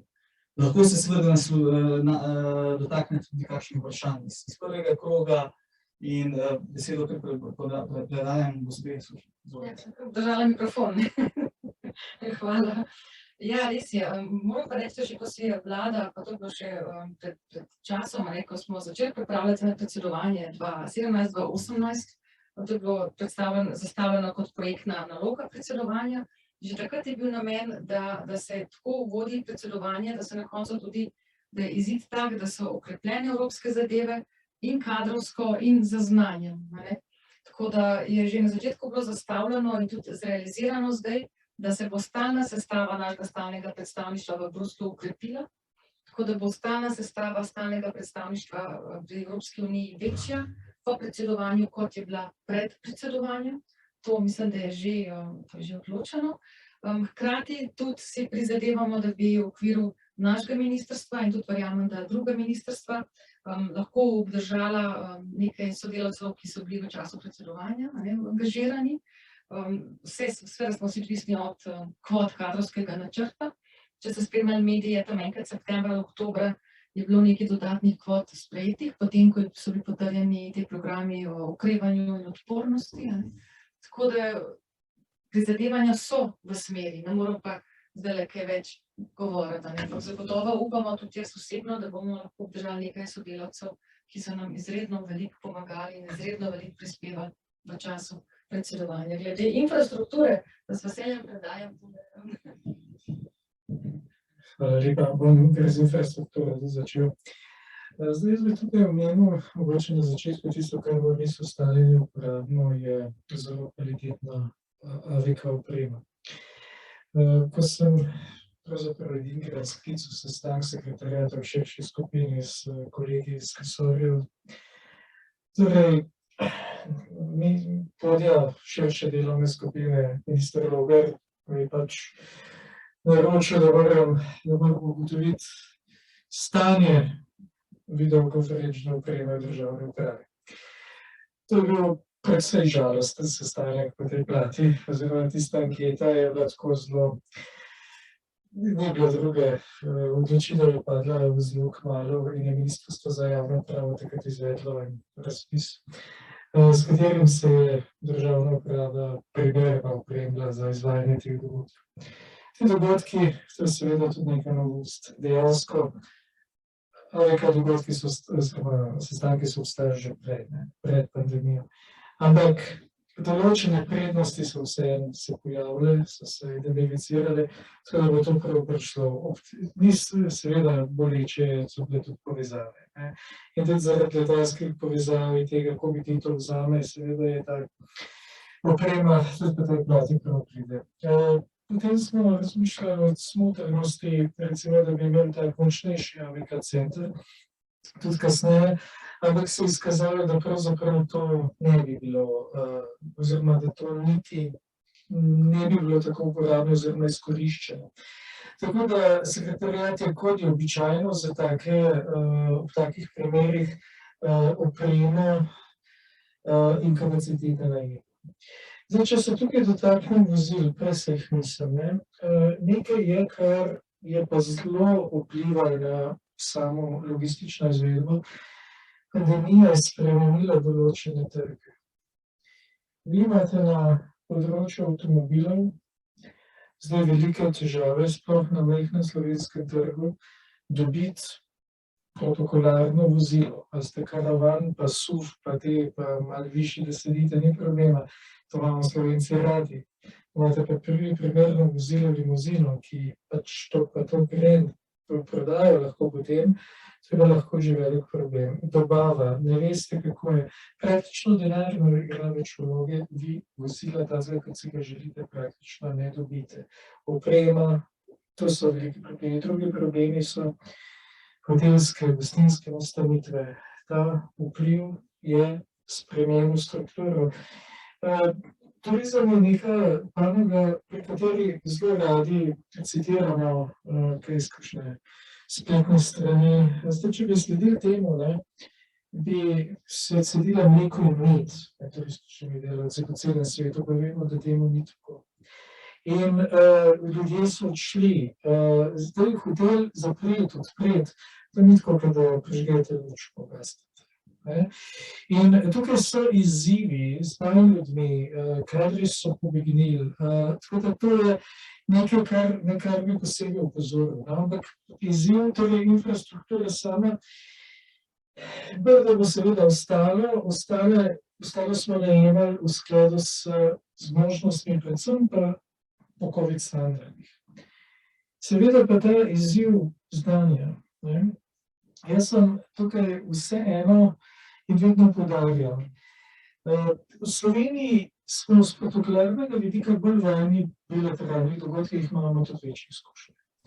Multilateralni dogodki, sploh taka serija dogodkov velikih, ki predstavlja predsedovanje, to je nekaj, kar je neka izkušnja, ki se jo da, sploh iz kongresnega področja, ki se jo da izkoristiti tudi izven državne uprave. Se pravi, da te ljudje, ki so pridobili ta znanja, lahko nastopajo v turizmu, gostinstvu, hotelirstvu, grejo lahko v to MICE industrijo. Dejansko je tukaj, potem recimo, ko smo se prej pogovarjali, izbor liazonov.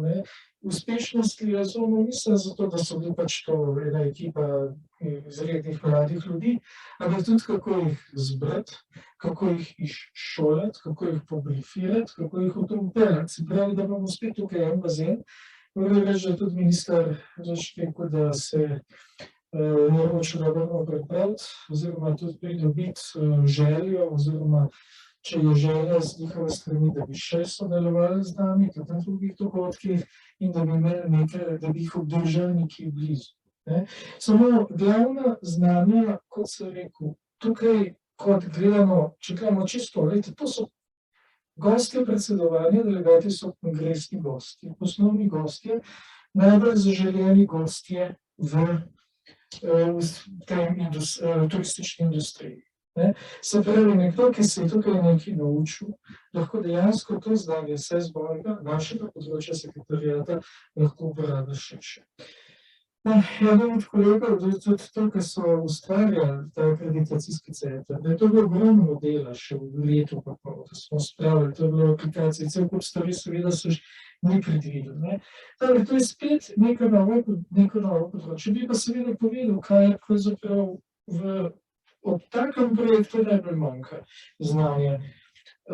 Javna naročila, tega me ne mora delati, oziroma ker je pač zelo tako področje. Spolska in seveda IT. Se pravi, IT-jevci, strokovnjaki, ker preprosto so rekli na centralnem resorju, ko smo mi začeli delati, mi smo peljali k naprej, oziroma studio je bilo najtežje to. Vedeli smo, kaj želimo imeti. Poti, avtoceste do tam, to je bilo pa malo tako, težko. In tukaj so preprosto rekli, da te zašli centralni resor, mi tega znanja nimamo. In iskati, in dejansko, če ne bi mi tukaj outsourcali ljudi, firm, ne bi mogli tega centra vzpostaviti. Tukaj pa še vedno na koncu koncev pride pa do tega področja, da IT podpora zlasti v tem času je pa. In zato da jaz sem optimist, da bomo za razliko od leta do 8 tudi kakšno znanje najbolj uspešno uporabiti še naprej. What next, se pravi, kaj je naslednje za komisijo? Smo rekli, avtocesta gre naprej, za Slovenci so Francozi, Čehi, Švedi, francoski moto poznate, okrevanje, moč in občutek pripadnosti s 3 prioritetami bolj suverena Evropa, nov evropski model za rast in naložbe, tako človeška Evropa. In tudi to so pač te prioritete, ki smo jih omenili, ki pašejo na avtocesto. Saj to je tisto, kar je za komisijo naslednja zadeva. Bi pa en izziv dala, pa tudi vam vsem tukaj. Tukaj je Barbara rekla, da bomo obdržali nekatere te dobre ljudi tudi na predstavništvu v Bruslju. Jaz bi dala en dodaten izziv. Zdaj so ti ljudje predsedovali in so bili za mizo in so morali voditi te seje. Ko so jaz sedela na tistih sestankih, mene srce ponavadi bolelo, ker so se vedno oglašali Francozi, Nemci, Italijani, Slovenci so predno pisali. Tako da, to je zdaj izziv za naše tam, pa tudi za vse vas, kaj je mene komisija naučila, da ne greš na sestanek, če nimaš pripravljenega vprašanja. Tako da isto za naslednje tole session, ki ga boste imeli, dajte probati tako, ker na tak način ti v bistvu ustvariš nekaj več. Tudi Slovenci, tudi v Bruslju, te councili, ne bomo več samo observali, da bomo pač tam sedeli, govorili bodo pa vsi ostali, dajmo si izziv. Bom pa mogoče ne na vsakem sestanku, ampak vsakem drugem pa tretjem, pa si bom pripravil vprašanje. Pa če ga sam ne bom znal, bom rekel kolegu, naj mi ga pripravi. Na tak način, vam povem zdaj, dokler ste mladi, se naredite kariero. Tako da, ne samo, ampak če ne boste odprli ust, tisto pomembno, tisto nekoga vi poznate, ampak kdo vas pozna, mogoče je to tisti izziv za vse vas, da naslednjič, Bruno, da bom vprašala, če bodo res vprašanje deževala, ker to, ta je kader, odličen kader, ga je treba super postaviti, tja, ko je treba, in pol smo zmagali. Premagamo Francoze in vse ostale.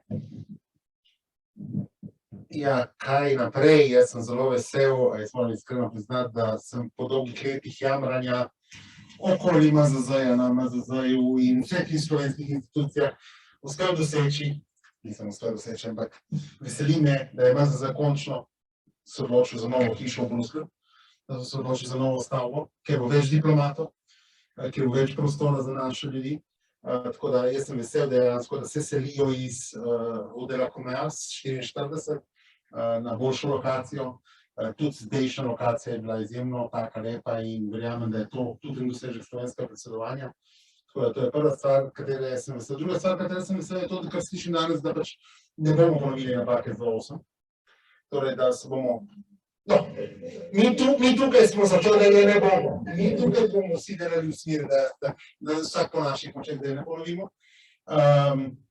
Tako da to je, kaj je naslednje vprašanje, oziroma kaj naprej. Me je pa zdaj magister Štajer spodbudil k enemu razmisleku, ki se mi zdi mogoče smiseln, pa seveda, zato ta presega ta panel, ampak gre na višje politične in gospodarske sfere. In to je seveda vprašanje tega, kaj sploh mi delamo drug z drugim, pa kako se povezujemo med sabo. Tako malo nas je, vsi imamo nekaj malega znanja. Če bi to znanje skumulirali in poiskali presečne točke, bi bilo verjetno v Sloveniji boljše in lažje. In seveda tisto vprašanje tega, kako povezati, fakultete še bolj z ministrstvi, kako ministrstvo med sabo povezati, kako povezati ministrstvo z Evropsko unijo. Veste, dokler mi razumemo, da je to Bruselj tam 1000 kilometrov tam proč, nekje zraven Afrike, daleč, s čimer se ne ukvarjamo, to je daleč. Do takrat, dokler imamo mi to percepcijo v glavi, kot država, kot narod, kot kdorkoli si že vodi, do takrat dejansko ne bomo izkoristili prednosti, ki jih vam, nam, vsem nam tukaj, Bruselj nudi. Torej, Bruselj govorim kot evropske inštitucije. To so naše inštitucije. Evropska unija je del, pardon, Slovenija je del Evropske unije, Evropska unija je tudi del Slovenije. Veste, to je pomembno, ta kadrovsko-ekonomski potencial, ki ga imamo, lahko samo s sodelovanjem. Zato sem prej poudaril dejansko na začetku to sekundiranje, ki se meni zdi izjemno pomembna priložnost, da najboljše nacionalne eksperte na različna področja sekundiraš in tega ne razumeš, kar se pri nas še zmeraj razumeva, kot to, da zgubiš človeka v Sloveniji. Ni res, dobiš ga v Bruslju. To je dodana vrednost, ga ne zgubiš v Sloveniji, ampak ga dobiš v Bruslju. Je pa res, to se pa strinjam, kar je bilo že omenjeno, sicer na primeru javnih naročil, ampak tudi drugi zakoni v Sloveniji so morda malce pretogi in tukaj dejansko bi bilo treba mogoče tudi razmisliti o večji fleksibilizaciji kakšnih zakonov, ki bi omogočili lažje sekundiranje, lažje dejansko zaposlovanje in tako dalje. Hvala lepa. Za sam zaključek imamo še 5 minut časa, dobrih 5 minut časa za vaše vprašanje. Kdo si želi narediti kariero oziroma vprašati naše goste? Imamo kakšno vprašanje, mogoče preko spleta? Aha. Imam nekaj vprašanj, Sebastian Kodelja, v zvezi s temami, o katerih govorijo gosti nocojšnjega dogodka. Zakaj je bilo po vašem mnenju slovensko predsedovanje Evropski uniji oziroma Svetu Evropske unije strani parlamentarne opozicije ovrednoteno kot tako negativno? Govorili ste o Schengenu, kaj porečete na sedanje širjenje NATO in ruskega militarnega odziva? In pa ali se bodo debate v Evropskem parlamentu kaj bistveno spremenile po današnji smrti predsednika Evropskega parlamenta? Veliko vprašanj, mogoče nekatere vsebinske ne sodijo ravno v ta panel, pa vendarle, ali bi kdo želel nasloviti katerega od zastavljenih vprašanj? Ker vam mikrofon bom naslovil tega, žal prerane smrti predsednika Evropskega parlamenta. To je izjemno tragičen dogodek za Evropski parlament in za celotno Evropsko unijo. Vsekakor pa se bo parlament verjetno pač moral sestati na seji, mislim, da na drug teden že v Strasbourgu, če ne bojo premaknili odločanje o tem, kjer se bo pač volilo novega predsednika parlamenta. Je pa to vsekakor velik tragičen dogodek, ki bo tudi zaznamoval oziroma nek nekaj v Evropski uniji, ki bo mogoče zaustavil kakšen proces. Hvala.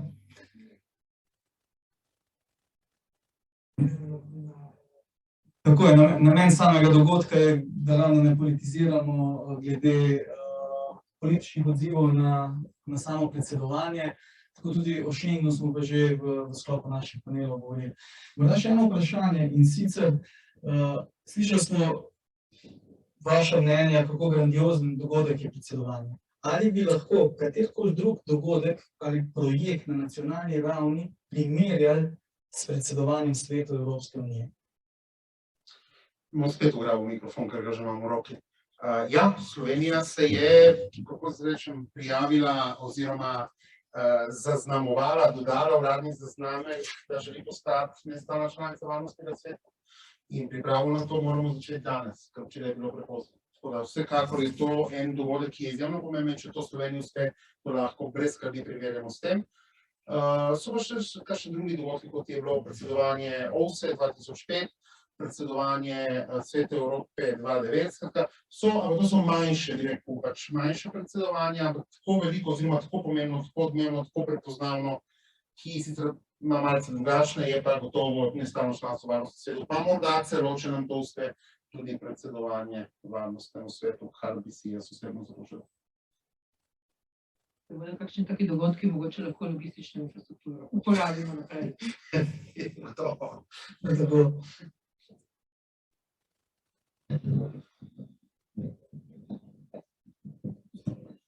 Na kratko, mislim, da glede na to, da kot je bilo že omenjeno, vse države, ki so članice EU, je EU del njih oziroma so one del EU, so spremljene zakonodaje, sem že omenila, kakšen velik delež zakonodaje domače se v bistvu sprejema v Bruslu.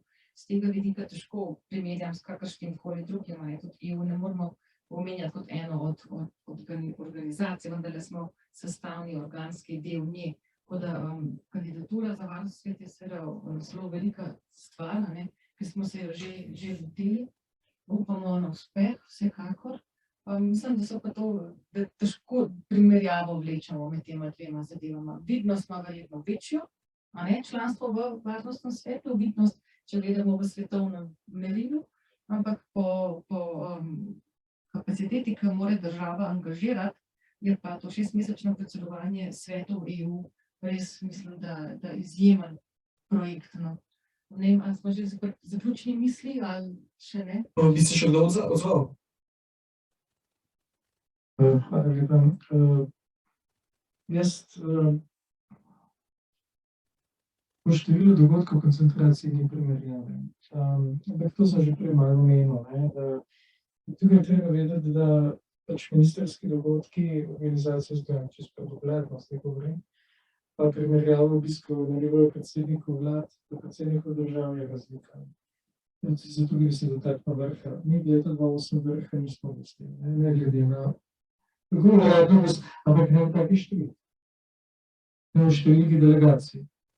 o tem govorim, ne, kot se pravi, smo gostili res, ampak kot, da bi rekel, s polno zasedbo, s takim številom delegacij, s tako logistiko. Če bi šli na vrh, samo vrh, recimo en ali pa primerljiv dogodek po obsegu, to bi bil kar zahteven projekt. To bi se res tazga dogodka, recimo številčno, v samostojni Sloveniji nismo gostili. Poznali se je pa, ko ste rekli, infrastruktura upeljana. Infrastruktura je bila, oficirji za zvezo so bili takrat ali pa za kakšen drug dogodek, ministerski. Tako da nek avtomobili so bili na voljo, vse skupaj je bilo na voljo in celotna infrastruktura, razen seveda, da se je na Brdu močno povečal zaradi števila ljudi, se je povečal recimo ta res del, ta del se je mogel pač umakniti v šotore. Tako da se tukaj, kot rečeno, znanje, kako se sploh take dogodke dela v COVID časih. To je nekaj, kar upam, da se bo znalo, oziroma ne drugače bomo povedali. Veste, kako recimo določene strukture, kot so policija, ko se oni se potem za nekaj pripravijo in potem to rečejo vedno, pa naredimo tako, kot je bilo na vrhu, oziroma kot je bilo med predsedovanjem. In potem take prakse, včasih tudi ne vse dobre, potem veljajo tudi še naprej. In to, recimo, izkušnje iz tega se potem v teh strukturah, ki delujejo še naprej, ki svoje delo upravljajo bolj ali manj v času predsedovanja ali pa izven predsedovanja, to potem ostane.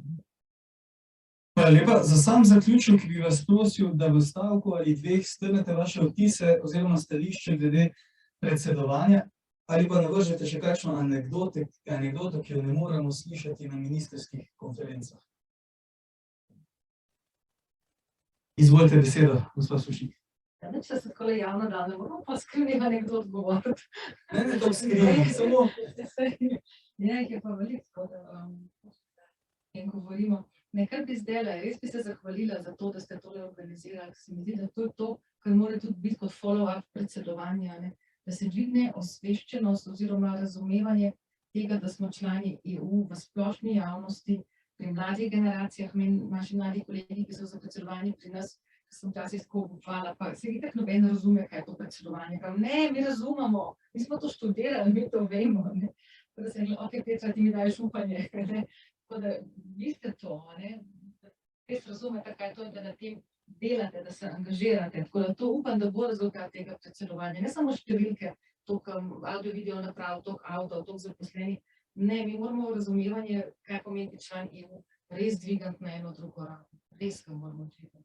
Do takrat bomo zgubljali, bomo manj pridobivali od članstva EU, kot lahko, kot moramo. V bistvu zato pa smo člani EU. Tako da to upam, da bo, želim, da bo še veliko dogodkov, takšnih in tudi drugačnih. Kar bi rekla, kako eno vozilo, ko smo ga postavili mi na avtocesto, odpornost EU, tega vozila ni bilo na avtocesti, ko smo mi začeli. Ko sem jaz pogajala trio programe s mojima kolegoma iz Nemčije, iz Portugalske, kaj bi mi radi, kaj ne načrte kriznega upravljanja, se to ne gre. Mi smo ga dejansko s težavo zrinili to vozilo na avtocesto, ga pripeljali do konca in smo imeli sklepe sprejete novembra na svetu za splošne zadeve in Evropski svet decembra je to potrdil in se bo delalo naprej. Tudi Francozi imajo to zdaj vključeno.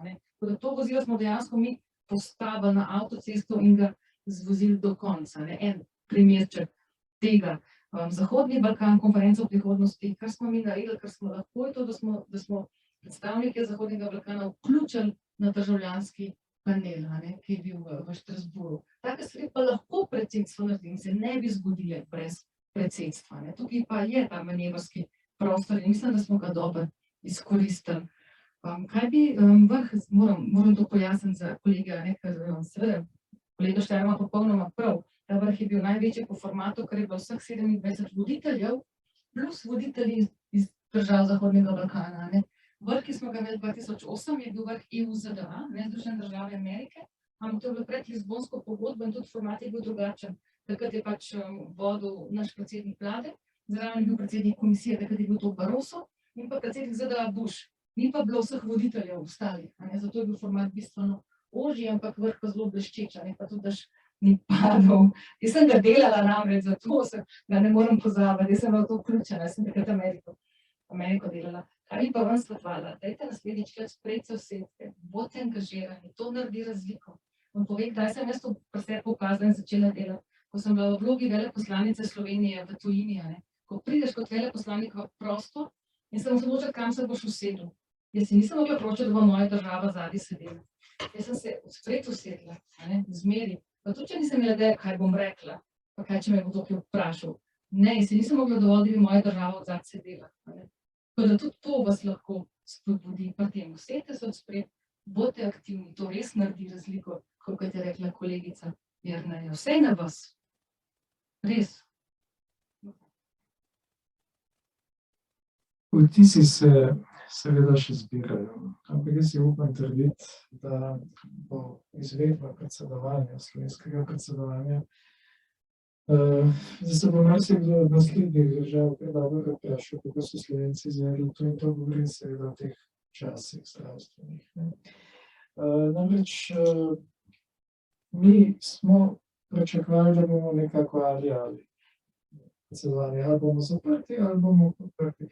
V resnici smo pripeljali dva koledarja predsedovanja, tisto v živo, kar se je videlo, in istočasno AVK-je. Ni bilo ali. Tako da to je neka kompleksnost, ampak obseg dela, ki se upam trditi, da smo v bistvu iz teh izkušenj koronskih predsedovanj potegnili najboljše in da smo tukaj lahko ponosni nas. S temi anekdotami je tako, seveda, dokaj so ljudje živi, zdaj se zakaj so arhivi zaprti 30 let najmanj. Zanimivo je nekaj, da vse omenjamo. Mi smo imeli pred vrhom, kot smo tudi pričakovali, hude pritiske po povečanju formata strani določenih držav.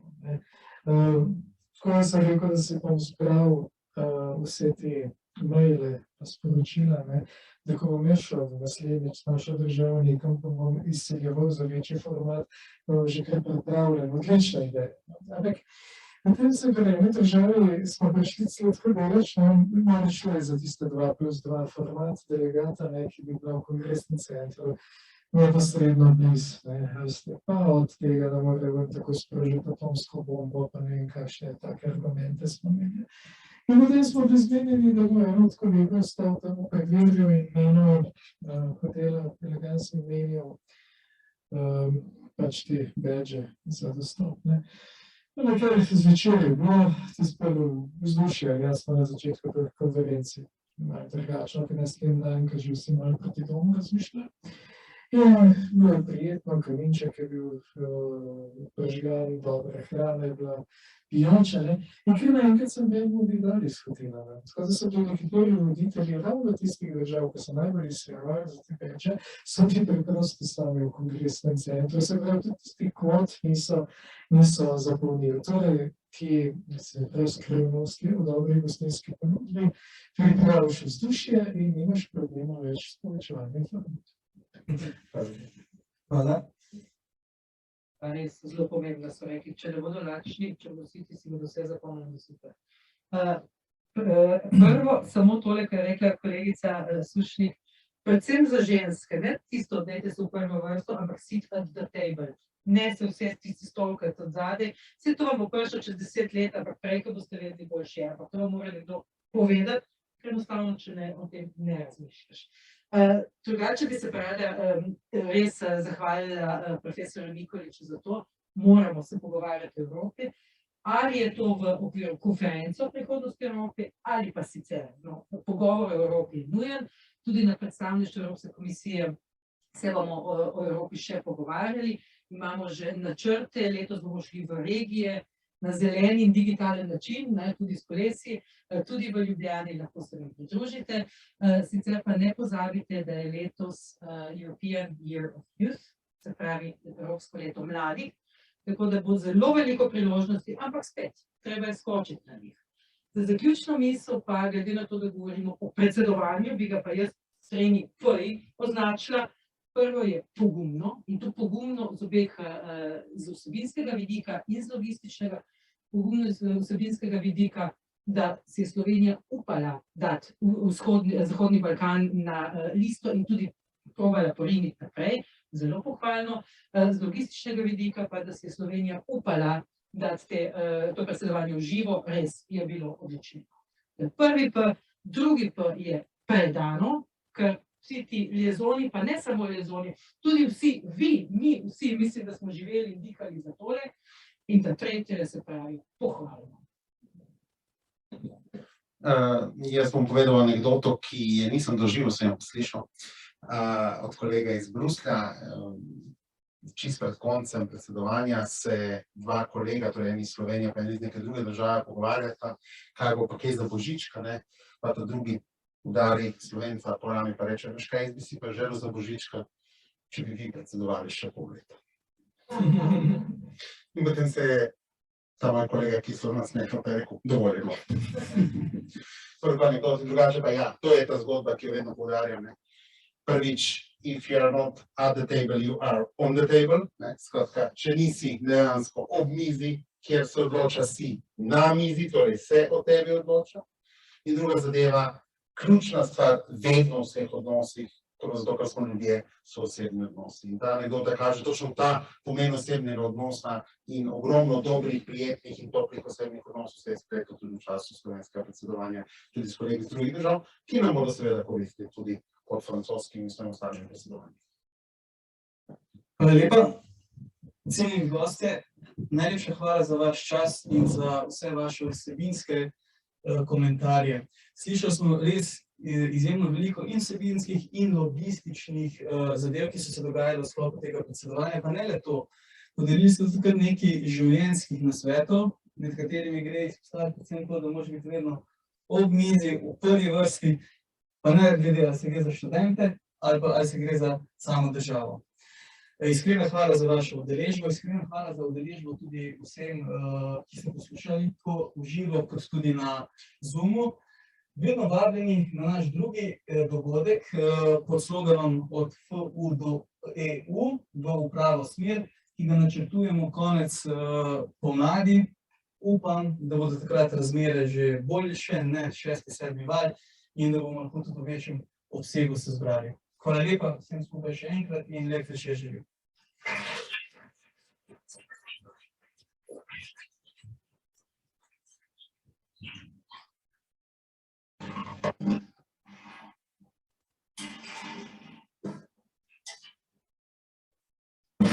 Dovolite mi še stavek 2.